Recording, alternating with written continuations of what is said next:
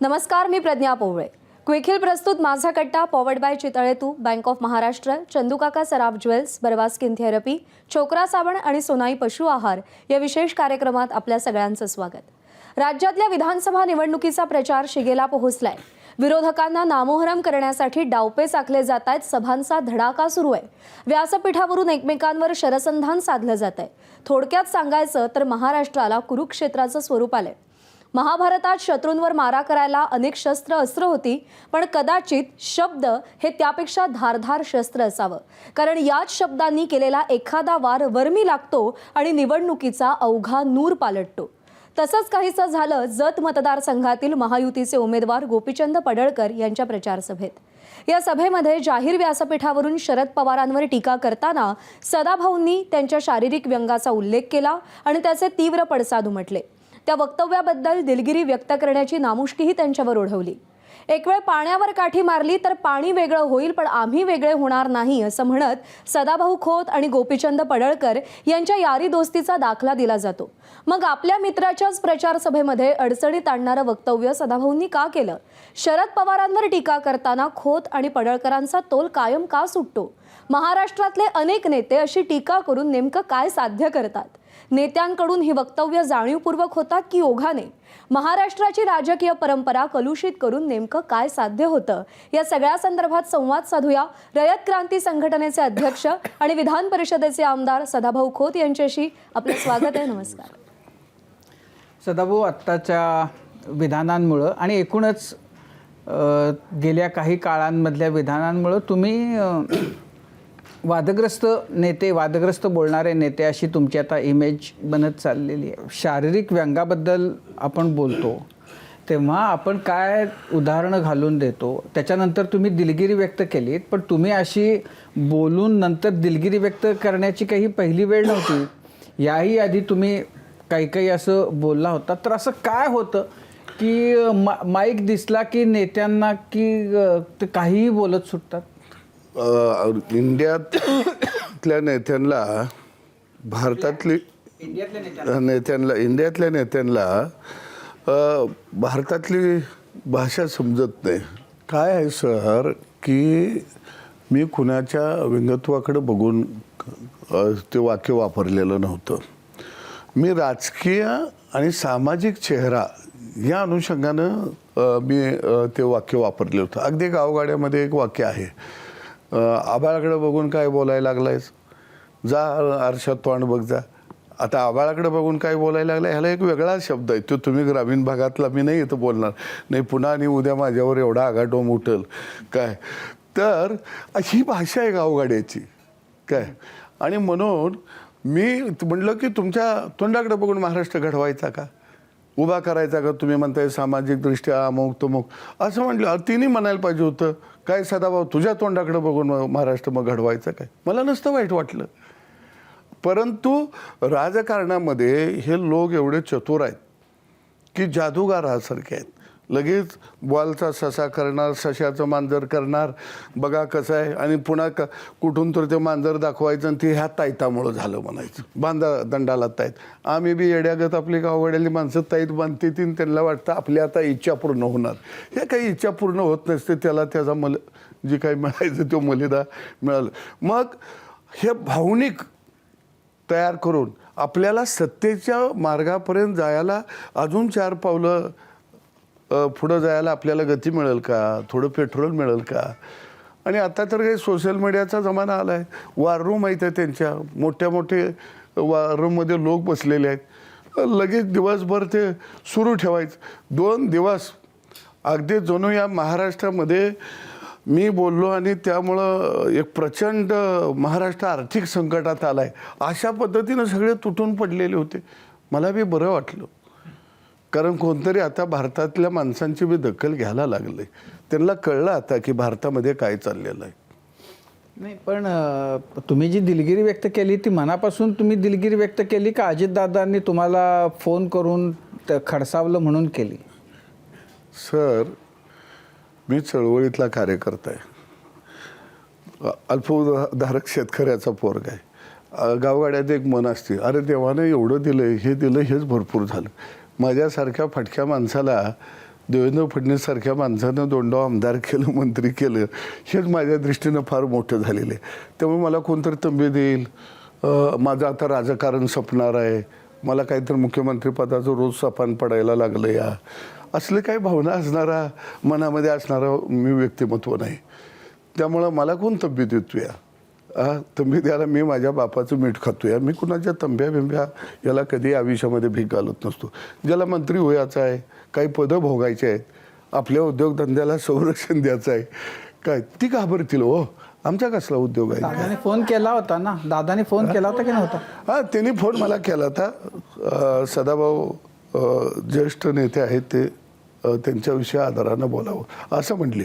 पण ती एक हे असते ना स्टाईल, मग ते मीडियाला जवळचे लोक पुरवत असतात, सोशल मीडियाला दादानी तंबी दिलेली आहे आणि असं चालवून देणार नाही, हे खपवून देणार नाही, असं दादा म्हणलेले आहेत. मला काय कोण जेवायला वाढायला येतोय? अरे अजिबात तसलं विसलं काही पण ते नसतं. दादाने तुम्हाला सांगितलं की मग तुम्ही काय म्हणालात त्यांना? मी म्हटलो की मी सामाजिक आणि राजकीय चेहऱ्याला डोळ्यासमोर ठेवून मी बोललेलो होतो की आजपर्यंत 50-60 वर्षामध्ये तुम्ही जी काही धोरणं राबवली, त्या पद्धतीनं राज्यामध्ये परत आपल्याला धोरणं राबवायची आहेत. माझा हेतू तो नव्हता. मी मगाशी स्पष्ट केलं सर की त्यांनी मला म्हणायला पाहिजे होतं त्यांच्या कार्यकर्ते, मग काय तुझ्या तोंडाकडे बघून राज्य चालवायचं. पण त्यांच्यात तेवढं धाडच नाही ना. ते आता गावागाड्यामध्ये बघा एक असतं, एखादी सहानुभूती मिळवायची असेल तर गैवर घालते ती. आमच्याकडे त्याला गैवर म्हणते ती. गोल राऊंड करायचा आणि एक कुठला तर विषय घ्यायचा, एवढा गैवर घालायचा, एवढा गैवर घालायचा की त्या कुटुंबाला सुद्धा वाटलं पाहिजे, अरे काय ह्यांना डोळ्यात पाणी यायला लागले, काय रडायला लागलेत, काय यांची माया ह्याच्यावरती असते, म्हणजे सहानुभूती मिळवायसाठी त्या कुटुंबाची. तसे काही लोक आता गैवर घालायला लागलेले आहेत. आता त्याला मी काय करावं? पण त्याच्यामध्ये म्हणजे तुम्ही पण असं आहे की हे काही पहिल्यांदा तुम्ही मागेही एकदा म्हटलं होतात, म्हणजे खूप वेगवेगळ्या उपमा तुम्ही खास करून शरद पवारांच्या बद्दल, कधी सैतान, कधी अलीबाबा, कधी वळू, कधी काय, तर हे सगळं असं बोलणं आणि आपल्या गावगाड्यातलं, भारतातल्या नेत्यांचं भारतात काय चाललं हे कळण्यासाठी असं म्हणून त्याच्याकडं दुर्लक्ष करता येईल का, त्याकडं पांघरून घालता येईल का? आणि त्याच्या वर मग त्याच्या बदल्यात तुम्हाला कोणी कुत्रा म्हटलं, तुम्हाला आणखीन कोणी काय म्हटलं, हे कुठं राजकारण आपण घेऊन चाललो? नाही सर, मी त्यांच्यागत माझ्या कार्यकर्त्यांनी ते रोहित पवार सगळे मला कुत्रा म्हटले. माझ्या कार्यकर्त्यांनी वगैरे आम्ही निषेध नाही केला, उलट मी त्याचं स्वागत केलं सर. कारण मी शेतकऱ्याचा पोरगा आहे आणि कुत्रं हे शेतकऱ्याचं मित्र आहे. प्रामाणिक असतो कुत्रं. ते खळ्याचं राखण करतं, शेताभाताची राखण करतं. संध्याकाळी शेतकरी झोपला तर ते घरादाराचं राखण करतो चोरा चिलाटापासून. म्हणजे कुत्रं हे धन्याचं राखण करत असतं. तेव्हा मला अजिबात वाईट वाटलं नाही. अरे होय, आम्ही आमच्या खळ्याचं राखण करतोय, आमच्या धन्याचे राखण करतोय, आम्ही आमच्या घरादाराचे राखण करतोय. म्हणजे ह्यांना कुत्रं किती महत्त्वाचं आहे, कुत्रं कसा गावगाड्याचा राखण करताय हे ज्यांना माहीत नाही, त्यांना गावातली भाषा कळणार आहे काय? शो कुत्र्याचा अपमान केला तिने, त्यांना माहीतच नाही. ते फक्त शहरात आपलं केसाळू कुत्री पाळतात आणि ब्रेड खायला घालतात आणि पट्टा दाबून सकाळच्या पारी त्याच्यावर आपलं पळतात, लुलू लुलू लुलू लुलू करतात. त्याला आमचं कुत्रं काय कळणार आहे हो? त्याला आमचं कुत्रं कळायला आमच्या घरात यायला लागेल, बघ कळेल ती कसं अंगावर झाप मारतं या. पण सदाभाऊ, मागे एकदा तुम्ही म्हणाला होतात, देवेंद्र फडणवीसांना सांगितलं होतं की ईडीची गती वाढवा. ते एकतर ते आपल्यात यायला पाहिजे, नाही तर घाबरून मेलं पाहिजे. काय म्हणजे असं ईडीची भीती, आता ते भुजबळांच्या बद्दल ते सध्या वादग्रस्तच झालेलं आहे. भुजबळही म्हणाले की ईडीचं वगैरे सगळं गेलं, मागं हर्षवर्धन पाटीलही ते बोलले होते. तर हे सगळं स्ट्रॅटेजिकली की ईडीची गती वाढवा, लोकांना आपल्याकडे घ्या पटापटा वगैरे, असं काही स्ट्रॅटेजीचा भाग आहे का तो? नाही नाही नाही नाही सर, हे कसं आहे, तो मी आज एक स्पष्ट करतो आपल्या माध्यमातून. कधीच देवेंद्रजींनी आम्हाने बोलवून तुम्ही असं बोला, असं बोललं पाहिजे, कधीसुद्धा त्या माणसानं सांगितलं नाही. याचं कारण आम्ही पूर्वीपासून शरद जोशींच्या शाळेतले विद्यार्थी आहोत. आम्ही शेतीच्या लुटीवरचा प्रामाणिकपणानं आम्ही अभ्यास केला. 40 वर्ष मी चळवळीमध्ये आहे. आता ईडीचं मी का म्हटलं की या राज्यावरती असं प्रत्येक राज्यामध्ये आहे. या राज्याचा जर विचार केला तर एक 150-200 घराणे अशी आहेत की राजकारणाचा 7-12 त्यांच्याच नावावरती आहे. तिथं दुसऱ्याला कुणाला ते आत येऊ देत नाही. ते सांगतील तो आमदार, ते सांगतील तो खासदार. मग ही व्यवस्था का तयार झाली? तुम्ही जे मगाशी म्हणला की पवार साहेबांच्या बाबतीत अनेकदा बोलला, दिलगिरी व्यक्त केल्या, अमुक केलं, ते मी का ठीक आहे. त्यांच्या जवळच्या भक्तांना दुःख झालं तर आपण कसं करतो, एक शत्रू जरी असला आणि त्याच्या जर घरात दुःखद घटना घडली तर आपण त्याच्या पाठीवरून हात फिरवतो. तू काय बाबा काळजी करू नको, घडत असते, आम्ही हे तुझ्याबरोबर म्हणायला लागतो. पण शत्रूच्या घरात जर एखादी दुःखद घटना घडली असली ना आपण जाऊन असं म्हणतो का चांगलं झालं, हे व्हायलाच पाहिजे होतं, असं म्हणतो का? नाही म्हणत. त्यामुळे मी दिलगिरी व्यक्त करतो. आपण बिचाऱ्यांना दुःख झालेलं असते, शेवटी आपण त्यांचं सात्वन केलं पाहिजे आणि म्हणून मी ते सात्वन करत असतो. परंतु ईडीच्या बाबतीमध्ये जर तुम्ही म्हटला, मी म्हटलं गती वाढवा, हे गडी एकदा महाराष्ट्राला कळायला पाहिजे ती कसं पळायला लागली ती. मग ती कुठं आपल्याकडे येतील, दुसरीकडे जातील, काय होईल. पण सामान्य माणसाला यांनी लुटलेलं आहे, त्या सामान्य माणसाला याचं दुःख वाटत नाही. आणि म्हणून मी म्हटलं की ह्याची गती वाढवा जरा. हे इकडं तिकडं पळताना जरा हा महाराष्ट्रातल्या गावगाड्याला हे बघून देते हे गडी कसं पळायला लागलेत. हिने गावगाड्याला फार ताणलं. या तुम्ही म्हणणार की पवार साहेबांच्यावर ह्या उपमा वेगवेगळ्या का देतात? आता त्या गावाकडच्या उपमा असते त्या. मी मगाशी म्हटलं त्यांना गावाकडची भाषाच समजत नसल्यामुळे तो प्रॉब्लेम आहे. नाही, फक्त पवार साहेबांबद्दल नाही, इकडच्याही बाजूनं भाजपच्याही नेत्यांबद्दल असंच बोललं जातं. भाजपच्या म्हणजे इकडचे लोकही तिकडच्या लोकांबद्दल असंच बोलतात. हल्ली बोलण्यामध्ये कुणालाही धरबंद उरलेला नाही. जे तोंडाला येईल ते बोलत राहतात आणि महाराष्ट्र त्याला भयंकर विटलेला आहे की भाषेची पातळी इतकी खाली गेलेली आहे की आता पेपर वाचायला नको, टी व्ही बघायला नको, अशी सर्वसामान्य मराठी माणसाची भावना होत चाललेली आहे. आणि त्याला असं बरेच जण म्हणतात की तुम्ही चॅनलवर ह्यांना दाखवू नका, ह्यांना तुम्ही कशाला दाखवता आणि प्रसिद्धी देता. तर उलटं असं आहे की हे दाखवलं पाहिजे की आपले नेते काय लायकीचं बोलतात हे महाराष्ट्राला कळलं पाहिजे आणि त्यामुळं चॅनल्स किंवा माध्यमं ते दाखवत राहतात. पण नेते आपल्या भाषेला लगाम का घालत नाहीत हा प्रश्न आहे. हो का, मी मगाशी म्हटलं की बाकीच्यांच्या बाबतीमध्ये मी काही बोलू शकत नाही, ते त्याच्या बाबतीमध्ये बोलतील. पण आमचा संघर्ष वाडाविरुद्ध गावगाडा आहे, प्रस्थापित विरुद्ध विस्थापित आहे. आणि हा संघर्ष काय, मी एक 2-3 उदाहरण तुम्हाला देईन या संघर्षाची. की मी 1983ला शेतकरी चळवळीमध्ये आलो आणि बघता बघता ही सगळी वर्ष जर 83चा पासून जर आपण काढलं तर 40 वर्ष झाली मी चळवळीमध्ये. मी काही एक दिवस चळवळीत आलो किंवा काही असं नाही. माझं मरळवाच्या वाडी नावाचं छोटंसं गाव, 200 घराचं गाव, डोंगराच्या कुशीत असलेलं गाव.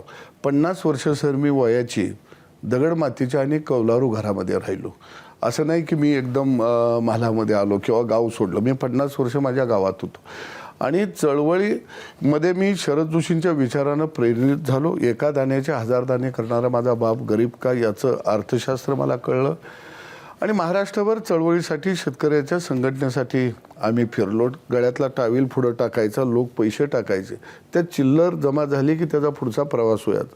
त्यातलं राहिलेलं 1000-1200 रुपये महिनाभरानं 15 दिवसानं घरला आलो की माझी आई दुकानदाराची उधारी भागवायची, चक्कीवाल्याचं पिठाचं पैसे द्यायचे.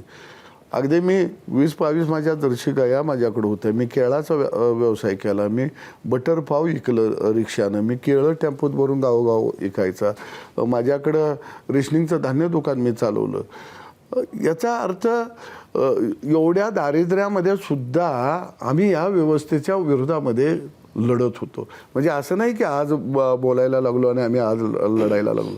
माझा खऱ्या अर्थाने या महाराष्ट्रामध्ये शेतकऱ्यांचं नुकसान हे कशातून झालं याचा कुठे जर अभ्यास करावा लागेल. मार्केट कमिट्या ह्या कुणाच्या ताब्यात? राष्ट्रवादी आणि काँग्रेसवाल्यांच्या ताब्यात. अरे रिंगण करून तिथं तुम्ही शेतकऱ्याला मारत होता.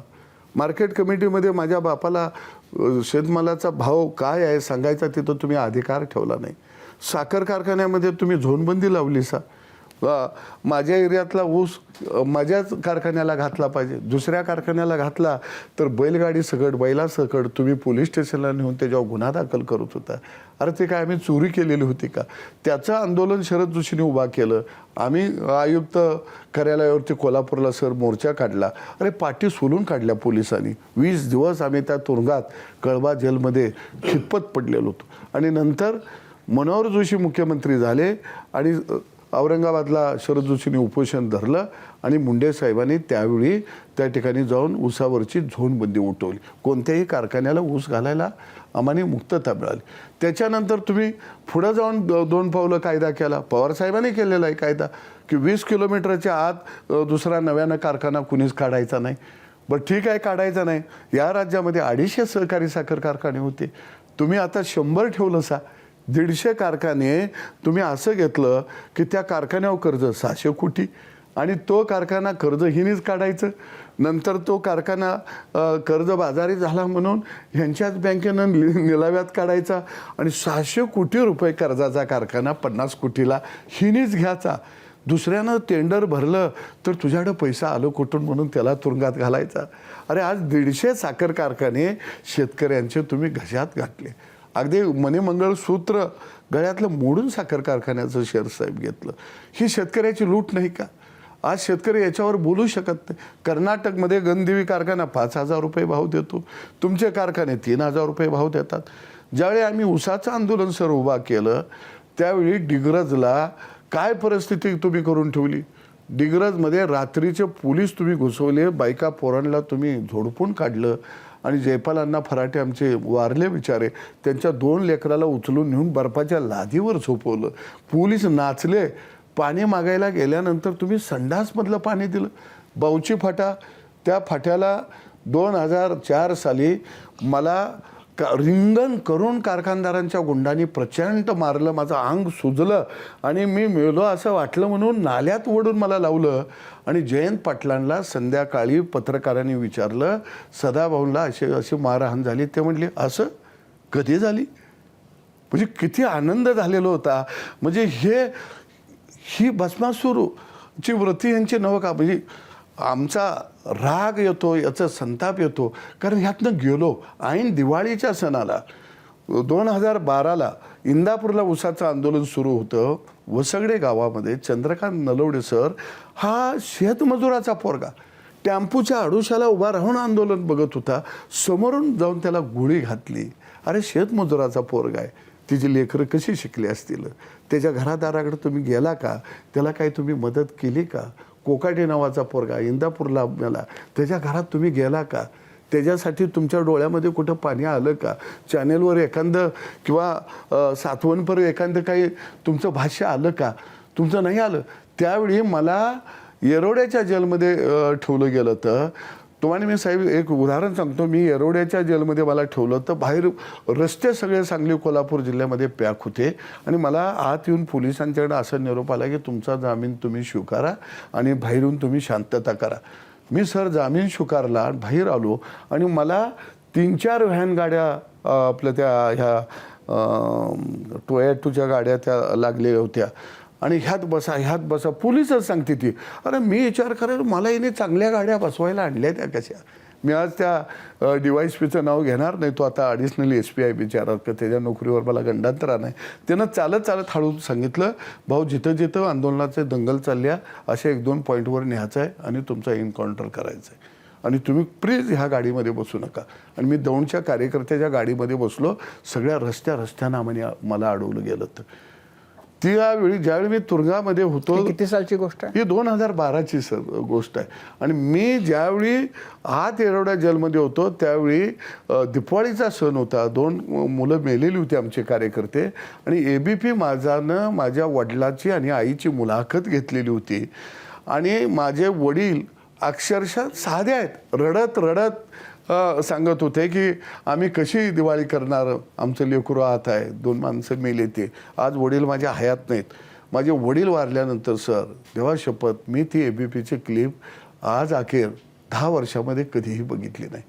कारण माझे तेवढं माझ्यात शक्ती नाही की माझ्या वडिलाची वाक्य ऐकण्याची. अशा अनेक दुःखद घटना या व्यवस्थेनं, सत्तेमध्ये हे लोक होते यांच्यामुळं या घटना आम्ही भोगल्या, बघितल्या.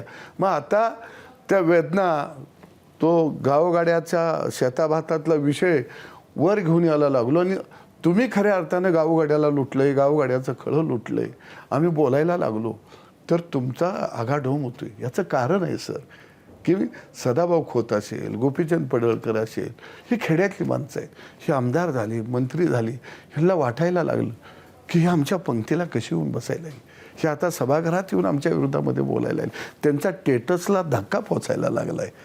आणि म्हणून निश्चितपणानं आम्ही गावगाड्याच्या बाजूनं राहतो, गावगाड्याच्या बाजूनं बोलतो.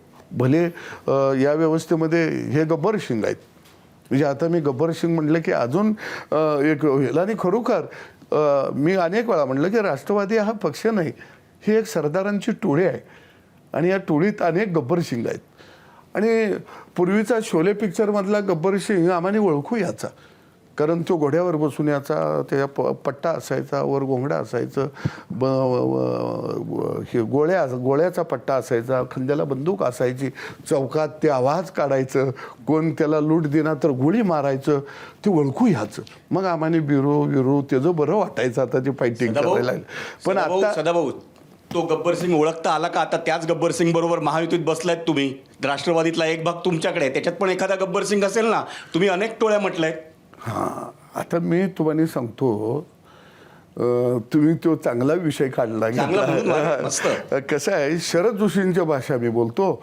शरद जोशी म्हणायचे, मोठ्या चोराला छाताडावरनं जर उठवायचं असेल तर छोट्या चोराबरोबर दुस्ती करावी.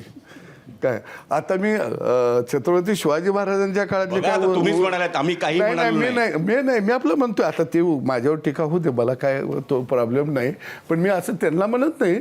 असं म्हणलं की आम्ही नाही म्हटलं, तुम्ही म्हटलं. नाही, मी बी नाही, असं तुम्ही म्हणला म्हणून म्हटलं की असं कोण कोणावर येतो ह्याच्यापेक्षा आमचं लक्ष जे आहे ते गावगाड्याला स्वातंत्र्य मिळालं पाहिजे आणि गावगाड्याच्या छातीवरती हे जे गब्बर सिंग बसलेले आहेत हे उठले पाहिजेत. आत्ताचे गब्बर सिंग सर ओळखू येत नाहीत. पूर्वीचं मी म्हणलं ओळखू याचा, कपड्यावरनं ओळखू याचा. आताचे गब्बर सिंग आमच्यासारखे राहते, ती चांगली कपडे घालते, ती हात जोडत येते, ती आणि तुमचं भलं करू म्हणते ती. ते गब्बर सिंग तसं म्हणत नव्हतं, तुझ्याजवळ काय आहे ती दे. हे म्हणतंय तुझं मला भलं करायचं आहे. जेव्हा खळं लुटल्यानंतर कळतंय की हे गब्बर सिंग होतं, त्यावेळी आमच्याकडे काही नसतं. आणि म्हणून खऱ्या अर्थानं गावगाड्यातली बोलणारी माणसं, शेतीवर बोलणारी, शेतीच्या प्रश्नावर आक्रमक होणारी, आम्हाला तुम्ही लुटतोय म्हणून आकाशतांडव करणारी, ह्या माणसांची संख्या कमी झालेली आहे. महायुतीत आहात तुम्ही, आता आमदारही झाले, तुम्ही भाजपच्या चिन्हावर आमदार झाले, तर हे सगळे तुमचे प्रश्न सुटायला सुरुवात झाली आहे का? शेतकरी सुखी झालाय का? एक ताई आपल्याला लक्षात घ्यावं लागेल की मी ज्यावेळी आमदार झालो आणि मंत्रिमंडळामध्ये आलो आणि देवेंद्र फडणवीस 2014ला राज्याचे मुख्यमंत्री झाले आणि ते झाल्यानंतर तिने काही गोष्टी आम्हाला सांगितल्या की काय करावं लागेल शेतीसाठी, तुमच्यासमोर काय प्लॅन आहे का, काही असेल तर सांगा, आपल्याला जेवढा करता येईल तेवढा करू. आणि मग जलयुक्त शिवार योजना आली, त्यावेळी आमची भावना एक होती की निसर्ग हा धोधो या ठिकाणी आम्हाला कोसळत आहे, पाऊस पडत आहे, पण पडलेल्या पावसाचं पाणी साठवायला आमच्याकडे भांडी नाहीत. पहिल्यांदा भांडी तयार करूया. भांडी तयार करायला सुरुवात केली. त्याच्यानंतर आडत नियमनमुक्तीचा निर्णय आम्ही घेतला, भाजीपाला नियमनमुक्तीचा निर्णय घेतला, शेतकऱ्यांच्या फार्मर प्रोड्युसर कंपन्या या राज्यामध्ये तयार केल्या, संत शिरोमणी सावता माळी आठवडे बाजार सुरू केले. तो बाजार आम्ही विधान भवनासमोर उभा केला. त्यावेळी मी म्हटलं होतं की बांधावरचा शेतकरी हा विधान भवनाच्या बांधावरती येऊन उभा राहिला.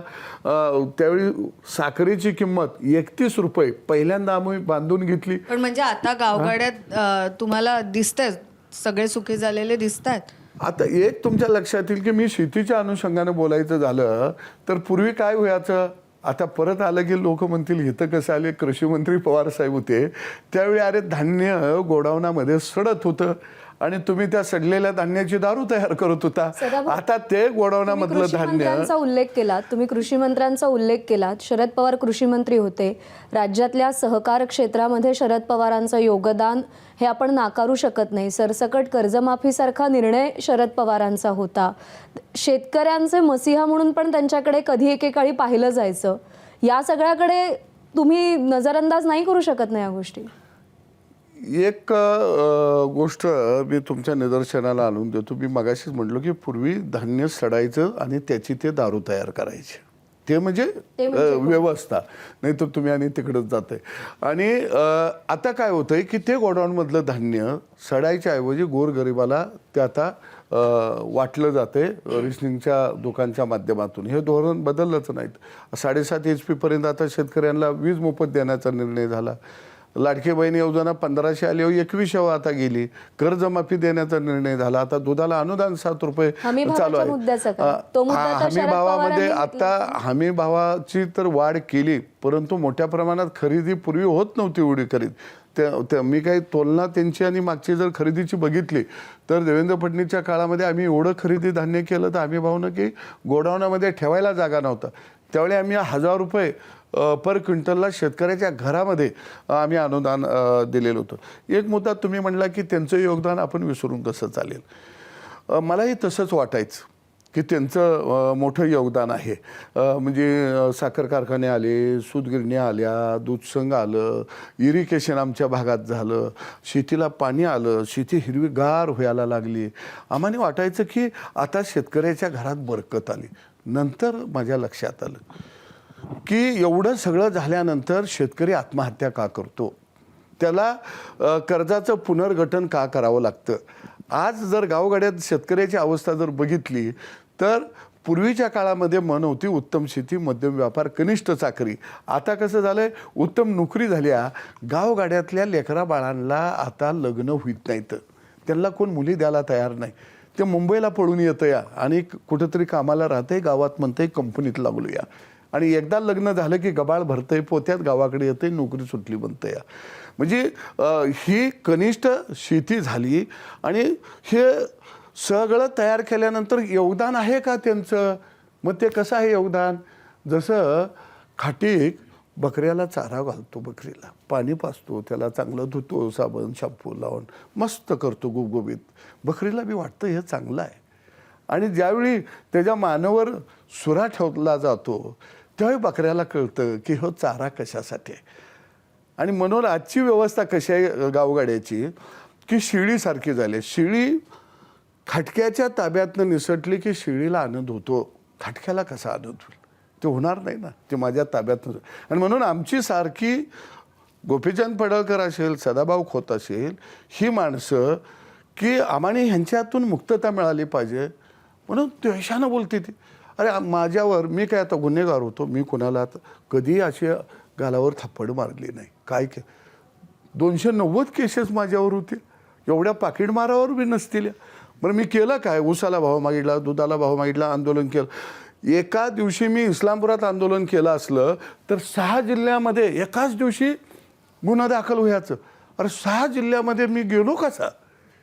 काय मी ऐराव मैराव होतो का? ते 6 जिल्ह्यामध्ये गेलो. अरे ह्यानी प्रचंड छळलंय, भयानक छळलंय. आता आम्ही जरा त्यांच्या पंक्तीपर्यंत पोचलूया आणि बोलायला लागलं की त्यांच्या टेटसला धक्का बसतोया. मग आम्हाला टेटस नाही, आम्हाला तुरुंगात घालताना काही नव्हतं. आमच्या आईबा दिवाळी बिन खाता राहिला, रडत होता, तेव्हा तुम्हाला काही दिसत नव्हतं. गुऱ्हागत तुम्ही झोडपून काढीत होता, तेव्हा तुम्हाला दिसत नव्हतं. तर जो एक तो तुम्ही फार गंभीर एक आरोप केलात, किंवा आपण म्हणू की तो ह्याच्या आधी तुम्ही बोललाय का मला माहिती नाही, पण तो गौप्यस्फोट तुम्ही केलात की तुमचा एन्काउंटर करण्याचा डाव होता 2012 मध्ये. तर ह्याच्याबद्दल तुम्ही नंतर त्यावेळेला कुठं कधी त्याच्याबद्दलच्या तक्रारी, त्याच्याबद्दल बोललात का? कुणाला सांगितलं होतं का? त्याचं पुढं काय झालं, कोणाचा नाही, प्रयत्न होता तो, तुम्ही त्याचा शोध घेतलात का? नाही, काय झालं तर की इंदापूरवरनं डायरेक्ट आम्हाला उचलून सकाळी येरवडा जेलमध्ये आणलेलं होतं आणि त्याच्याबद्दल आमच्या वेगवेगळ्या चळवळीच्या सभेतनं गोप्यस्फोट किंवा आम्ही ते बोललेलो होतो. त्यावेळी मला आजही आठवतं की ज्यावेळी मी येरवडा जेलमधून निघालो, अक्षरशः मला वळवायला सुद्धा पुढं असं पोलीस 50-100चा ह्या रस्त्यानं नको, ह्या रस्त्यानं जावा, आणि असं मार्ग काढत नाही, पण हा खरंच म्हणजे हा तुम्ही याची शहानिशा केलीत का, की खरंच तसा काही प्रयत्न होता का तुम्हाला घाबरवण्यासाठी आणि तुम्ही घाबरून जावं निघून यासाठीचा नाही, तो घाबरण्यासाठी नव्हता, कारण कारखानदार आमच्याकडं प्रचंड चिडलेले होते सगळेच, आणि हे पहिल्यांदा घडत होतं आणि सत्याला त्यांचा सुरुंग लागणार होता. आता घाबरायसाठी म्हणले का असं म्हणावं तर मला बावची फाट्यावरती प्रचंड मारलं. आवाड नावाचे DYSP होते, त्यांची गाडी गेली, मला आजही आठवते ते असेच होते आणि माझ्याकडे बघत हसत गेले आणि मी प्रचंड माझ्या मोटरसायकलची नासधूस केली ती. आणि माझ्याच एका कार्यकर्त्यानं मला फोन केला, मी नेरले गावात होतो, आणि म्हटलं सदाभाऊ, बावची फाट्याला मोठं आंदोलन सुरू आहे आणि कार्यकर्त्यांनी वाहनं थांबवलेली आहेत आणि इथं पोलीस आलेले आहेत, तर तुम्ही ताबडतोब निघून या. आता माझा कार्यकर्ताच तो फितूर झाला, मला माहीत नव्हता बिचारा. आणि मी मोटरसायकलीहून बसून तिथं आलो तर असं वळीनं मोकळं ट्रॅक्टर लागलेलं होतं आणि मी फाट्यावर येऊन असं मधोमध फाट्यापाशी आलो तर लगेच मागचं 2-3 ट्रॅक्टर रस्त्यावर आडवं झालं, हिकून आडवं झालं आणि ट्रॉलीमधली माणसं 200-300 उठले, पटापटा उड्या टाकल्या. आणि माझ्या मोटरसायकलीवर जे पोरगं बसलं तो विचार तानाजी नावाचं होतं, ते पटदिशी उतारलं आणि ते पळत गेलं ट्रॅक्टरच्या ट्रॉलीच्या खाईनं. आणि एवढा मार साहेब, म्हणजे मला नंतर कळत नव्हतं, म्हणजे मला आजही आठवतं की एक 5-10 मिनिटानंतर मला लागतच नव्हतं, म्हणजे एवढा भात का कोण कसं मारतंय काही कळत नव्हतं. म्हणजे ह्यांच्यामध्ये एवढी निष्ठुरता मी अक्षरशः डोळ्यानं पाहिले. म्हणजे ह्यांना हे माणसं खाऊन जगलेली आहेत. अगदी मावळमधला प्रकार जर बघितला, शकुंतला ठाकूर नावाच्या बाईला समोरनं पाणी मागताना गोळ्या घातल्यावर नाही कोण यांच्या घरला गेली. म्हणजे माणसं तुम्ही मारल्यानंतर सुद्धा ज्यांच्या घरला जात नाही तुम्ही, आणि मग म्हणायचं सदाभाऊ बोलले, आमच्या भावना दुखवल्या, आम्ही ज्येष्ठ आहे श्रेष्ठ आहे. आम्ही मार खाणारी काय होतो? मग मार खाणारी कुठलं होतो आम्ही? आम्ही काही शेणामातीतली माणसं नव्हतं. म्हणजे तुम्ही कशी आंदोलनं केली, कसा मार खाल्ला, ते सगळं तुम्ही सांगितलं. तर अशी कोणती एखादी अविस्मरणीय अशी आठवण आहे का की जी तुम्ही आजपर्यंत कधी कोणाला सांगितली नाही आहे तुमच्या आंदोलनातली, जी तुमच्या म्हणजे एकदम मनाच्या कप्प्यात आहे? ती आठवण अशी आहे की ज्या दिवशी मला बावची फाट्याला मारहाण झाली त्या दिवशी संध्याकाळी मी कवठे फिरणला सभेला गेलो दवाखान्यातनं. पट्ट्या बिट्ट्या लावलेल्या होत्या, पण मी म्हणलो येणारच सभेला, आणि मला गाडीतनं नेला आणि भीमराव माने म्हणून आमचे मारुती मानेंचे पुतणे आहेत, त्यांनी मला नेलं आणि असं उचलून खुर्चीवरती ठेवलं. मला ते फोटो वगैरे त्यावेळेस आहेत, मी बसून भाषण मी केलेलं होतं आणि शर्ट वगैरे मी त्यांचाच घातलेला होता आणि घोषणा केलेली होती रघुनाथ दादा वगैरे या सगळ्यांनी की उद्याच्याला सांगली कोल्हापूर जिल्हा बंद आणि रस्ता रोको होईल.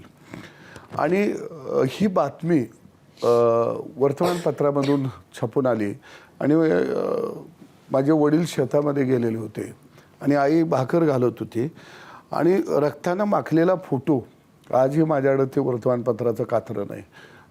तो घेऊन एक पोरगा धावत गेला आणि आईला आमच्या काकू म्हणायचे, काकू भाऊला मारलंय ना, मग हे फोटो आला आहे. आणि तिनं ते सगळं तोंडावर हे रक्त बघितल्यावर आता ती शेवटी हाडाली, तिला फार अशी भाकरी होती तिला अशीच टाकून दिली आणि जिवंत आहे का काय झालं रे त्याला, म्हणजे घाबरेपणानं, नाही जिवंत आहे, दवाखान्यात आणून रात्री सभा घेतल्यात, परत अजून हॉस्पिटलला घेऊन गेली ती. मग वडील शेतातून गवताचा भारा घेऊन आले आणि लगेच हातपाय धुतले आणि जेवायला बसले नित्यनेमानं. आई माझी काहीच बोलली नाही वडिलांना, अगदी व्यवस्थित जेवायला वाढलं. आणि जेवायला वाढल्यानंतर वडिलांना म्हणले ट्रॅक्टर गावात 2 आहेत का बघा आणि आपल्याला बायका घेऊन रस्ता रोको करायला जायचं. त्यावेळी वडील म्हणले कशासाठी रस्ता रोको? तर नाही आपल्या पोराला असं मारलं या आणि आज सगळीकडे रस्ता रोको आहे, आपल्याला रस्ता रोको करायचा आहे. आणि तिनं 1-2 भाकरी आणि डाळ कांदा बरोबर घेतला, थोडी चटणी घेतली, वडिलांच्या फडक्यात भाकरी बांधली. ट्रॅक्टर एकच गावात मिळाला, त्याच्यामध्ये कशी काय बसली 20-22 बायका बसल्या. त्यावेळी काही एवढं मोटरसायकली वगैरे असं काही नव्हत्या. आणि ती पेठ नाक्याला नॅशनल हायवेवरती आली. आता तिला रस्ता रोखाय, तिला काय माहीत की हायवे रोखला तर मोठा गुन्हा होतो वगैरे, हे रोखायचा नसतो. आणि त्या हायवेवरती येऊन ती अशी उभा राहिली बायकांची साखळी करून आणि वाहनं रोखली. त्यावेळी लेडीज पोलीस काही फार असायचे नाहीत. वेगवेगळ्या ठिकाणी आमच्या भागात आंदोलनं असल्यामुळं पोलीस यंत्रणा तिकडं गुंतली, ती वाहनं जाम होती. आणि अर्ध्या पाऊण तासानं कळलं की सदाभाऊची आई तिथं बसली. आणि हायवे असल्यामुळं कराडाच्या मागं वाहनं सगळी गेली आणि पोलीस तिथं धावत सगळे गेले. आणि आईला म्हणले उठायला पाहिजे. आता तिला भाबडेपणात ते म्हणले माझं पोरगं इथं आणल्याशिवाय मी काय उठणार नाही. आता पोलीस तिला हात कसा लावणार, जबरदस्तीनं वडावं तर प्रॉब्लेम. मग लेडीज पोलीस असतोवर परत अर्धा पाऊण तास गेला, म्हणजे 1.5-2 तास रस्ता रोखला झाला. आता 2 लेडीज पोलीस बिचारे आल्या. आता आई माझी तशी शेतात काम करणारी अगदी दणकट, त्या 2 पोलिसांना बायांनाही बाजूला झुकरून दिलं आणि तिनं डोकं डांबरीवर आपटलं आणि खोक फुटली, रक्त व्हायला. म्हणले मी इथं प्राण सोडल, तो येत नाही तोपर्यंत मला इथनं हलवायचं नाही. आणि त्यावेळी मला मग आष्ट्यातून मला व्हॅनमध्ये, पोलीस व्हॅनमध्ये घालून पेठ नाक्याला आणला.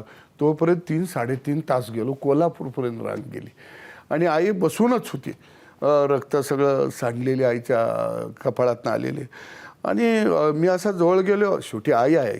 माझं डोळं पाणावलं तिचं डोळ्यात, म्हणजे सगळ्या अंगावर रक्त बघून. आणि एक भावना झाली की जाऊन आईला मिठी मारायची. पण ती उठली. मलाही वाटलं ती मिठी मारून आता हंबरडा फोडणार नाही. ती उभा राहिली नाही, हाताला धरलं, बस खाली बस खाली बस. मी बसलो हलकट पालकट घालून. आता खाली बसल्यावर काय सांगते या, कारण त्यावेळी मी असा गोंधळल्या स्थितीत होतो. आणि तिथं भाकरी सुटली फडक्यातली आणि तो डाळ कांदा घेतला आणि तोंडामध्ये माझ्या घातला. आणि तोंडामध्ये घातल्यानंतर पत्रकारांनी आईला विचारलं की तुम्हाला काय वाटतं. त्यावेळी आईनं सांगितलं की कुणी मारलं विरलं ह्याचं मला खरंच दुःख नाही, किंवा मला कुणाला शिव्या शाप काही द्यायचा नाही. पण माझ्या लेकरानं ह्या ज्या शेतीमध्ये माझं लेकरू शेती प्रश्नावर लढतंय, आम्ही नवरा बायको घाम गाळतोय, त्या शेतीच्या प्रश्नावर माझ्या लेकराचं 2 रक्ताचं थेंब या मातीत सांडलं. माझं मन आता आभाळा एवढं झालं की माझ्या लेकराचं 2 थेंब माझ्या घामाबरोबर ह्या मातीमध्ये आली ती. आणि हे बळ खऱ्या अर्थानं मला माझ्या आईनं दिलं, माझ्या बापानं दिलं. एक गोष्ट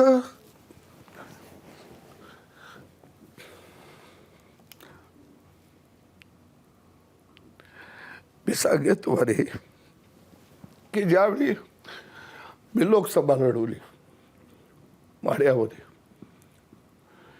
2014ला ही गोष्ट आहे सर.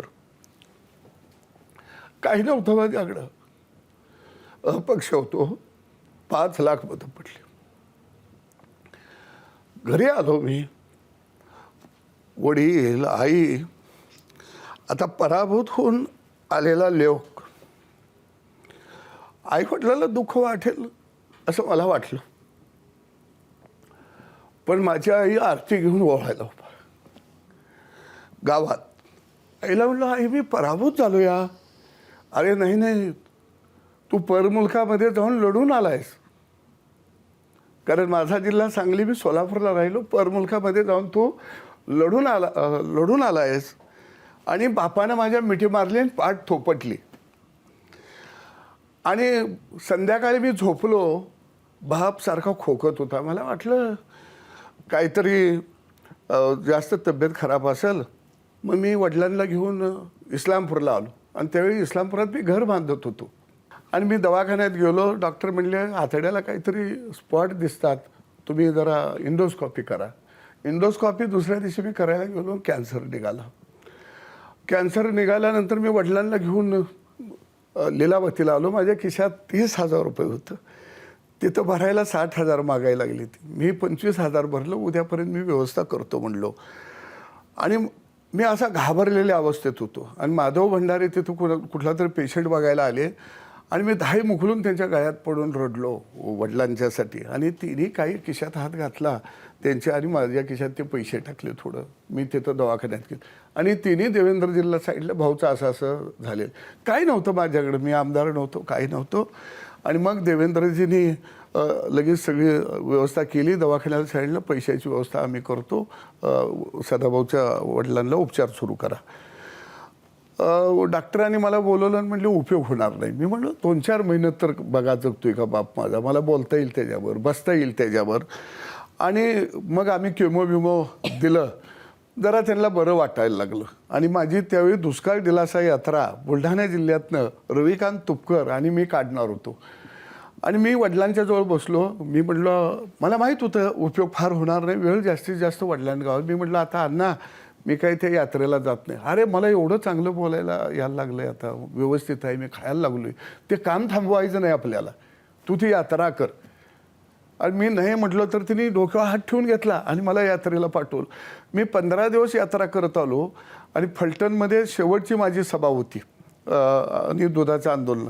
आणि मला वडिलांनी मुलांना माझ्या लिलावतीलाच होते, 2 डाव आम्ही नेलं आणि होते. आणि म्हटलं अरे त्याला बोलवून घ्या रे तुम्ही ताबडतोब, आता मला त्याच्यावर काहीतरी बोलायचं आहे. पोरांचा फोन आला, अण्णांनी 2-3 वेळा सांगितलं तुम्हाला बोलायचं आहे या.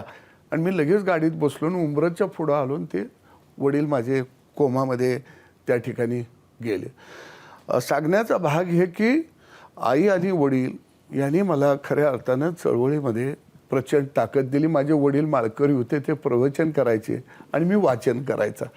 त्यांना वाचायला येत नव्हतं, त्यामुळे मी जेवढे वडिलांच्या काळात ग्रंथ वाचले ते सगळे मी जतन केले. आणि आज माझ्याकडे 11,000 पुस्तकं आणि एक चांगलं सुसज्ज वाचनालय मी गावामध्ये उभा करू शकलो. बरं, आता शेवटचा प्रश्न, त्याची सुरुवात झाली होती ती वादग्रस्त वक्तव्यांमुळं, तर शेवटाकडं परत त्याच मुद्द्यावर येतो मी. तुम्ही जेव्हा या नेत्यांना बघता वेगवेगळे बोलणारे, अर्वाच्य बोलणारे, तुम्हाला सगळ्यात जास्त राग कोणत्या नेत्याचा येतो? अर्वाच्य बोलण्याबद्दल कोण तुम्हाला आवडत नाही, कोणाचं बोलणं तुम्हाला आवडत नाही? नाही, मी सर खरं सांगू का तुम्हाला, मला या पृथ्वी तलावरची माणसं सगळी चांगली दिसते काय. आणि माझा एक स्वभाव असा आहे की जे चांगलं आहे ते श्रवण करायचं, जे चांगलं नाही आहे ते मोकळा वेळ असेल तर आपलं ते एक विनोद झाला म्हणायचं काय, आणि त्याला बगल मारायची. माझं लक्ष आहे की आमचं खळं कुणी लुटलं आणि कोण लुटत आहे आणि आम्हाने गुलाम कुणी बनवलं, त्याच्या विरोधामध्ये आम्हाने कोण मदत करत त्याला बरोबर घ्यायचं आणि पुढं जायचं. पण तुम्ही आता या आज कट्ट्यावर या निमित्तानं की यापुढं कोणतीही अशी शारीरिक व्यंगात्मक असं आपण बोलणार नाही अशी महाराष्ट्राला ग्वाही द्याल, पातळी सोडून आपण बोलणार नाही अशी? या तुमच्या कट्ट्यावरती अनेक महान व्यक्तिमत्व, विचारवंत येऊन गेलेली असतील. माझ्यासारख्या साध्या कमी शिकलेल्या अडाणी माणसाला या कट्ट्यावर तुम्ही बोलवलं, हे चळवळीचं भाग्य समजतो. तुम्हा सगळ्यांना धन्यवाद देतो. आणि तुम्ही जसं म्हणला की या राज्यामध्ये जे जे महान असतील त्यांच्याबद्दल, जे मोठी व्यक्तिमत्व असतील त्यांच्याबद्दल खरंच मी बोलणार नाही, कारण ते सगळे काशीला जात आहेत आंघोळ करायला आणि सगळे शिर्डी साईबाबा पंढरपुरात मुक्काम करत आहेत, काही काळी महाराजांच्या शेजारी यांचं मठ आहे. त्यामुळे मी अशा व्यक्तिमत्वावर अजिबात बोलणार नाही. सदाभाऊ, या संपूर्ण संवादामध्ये गावगाडा हा शब्द तुम्ही खूपदा वापरलात आणि या गावगाड्यामध्येच तुका म्हणे या 2 शब्दांना खूप महत्त्व आहे. तुकाराम महाराज म्हणून गेलेत, घासावा शब्द, तासावा शब्द, तोलावा शब्द बोलण्याआधी कोणाचेही वर्म, व्यंग किंवा बिंग, जात पात धर्म बोलू नये. आणि याच वाक्यांचा, याच उक्तींचा विसर पडलाय राज्यातल्या राजकारण्यांना. आशा आहे पुढच्याच ठेच मागचा शहाणा या उक्तीला अनुसरून आता पुन्हा अशी वक्तव्य महाराष्ट्रात होणार नाहीत. महाराष्ट्राची राजकीय परंपरा अबाधित राहील. प्रत्येक घटनेला 2 बाजू असतात. तुमची बाजू मांडण्याची संधी तुम्हाला मिळाली, ती योग्य की अयोग्य याचा निवाडा जनता करेल. आपण कट्ट्यावर आलात त्याबद्दल आभार, संवाद साधलात त्याबद्दल आभार. धन्यवाद. आणि यासोबतच क्विकहिल प्रस्तुत माझा कट्टा, पॉवर्ड बाय चितळे तूप, bank of Maharashtra, Chandukaka Saraf Jewels, Barva skin therapy, छोकरा साबण आणि सोनाई पशु आहार या विशेष कार्यक्रमात आत्ता इथेच थांबूया. प्रत्येक बातमीच्या अपडेटसाठी पाहत रहा ABP माझा.